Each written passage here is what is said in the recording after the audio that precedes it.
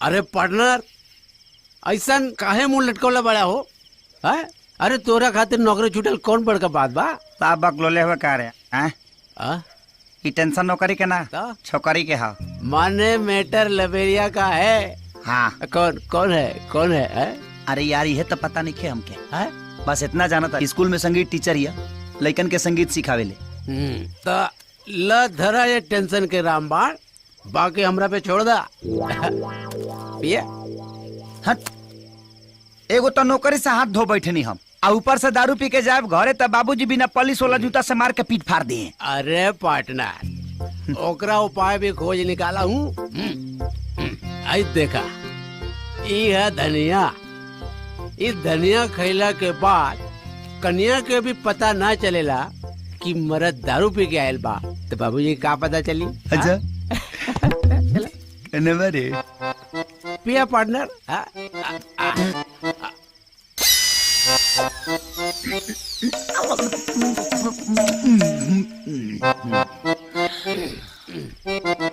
Partner एगो बात पूछी? पूछा। रे बिहार में तो दारू बंद हो गई बा, तो जर्सी के तोरा कहाँ बेटा गई? हम पहले ही ले लेनी। अच्छा खेत कोड़ के कोल्ड स्टोर बना के रख ले बानी। अच्छा बंद होने से पहले पिया पार्टनर।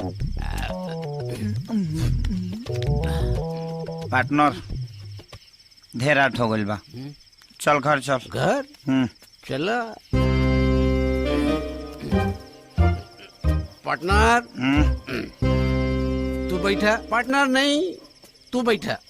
हम चलावता नहीं। तोरा आदत नहीं खेनू दारू पिए के, तू निशा में दिशा भुला जीबा। हम चलावता नहीं, बैठा। पार्टनर बैठ गेला। पार्टनर को बात पूछी? पूछा। कमाल के साइकिल चलाओ यार, एकदम ढांचा के एहसास नहीं के हो। पार्टनर हमरा के हल्का में लेता रहेगा। अरे साइकिल चलाना भी एक कला है पार्टनर।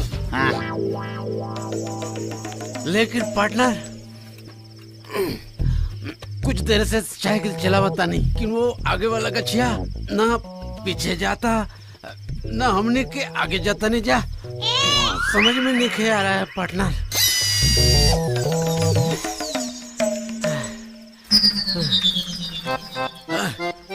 रे पार्टनर पाउडिल ते मरा तरी है लंगड़ी तोर मौसम मारी है। गलती तो आदमी से ना होगा पार्टनर। धर धनिया धर पार्टनर।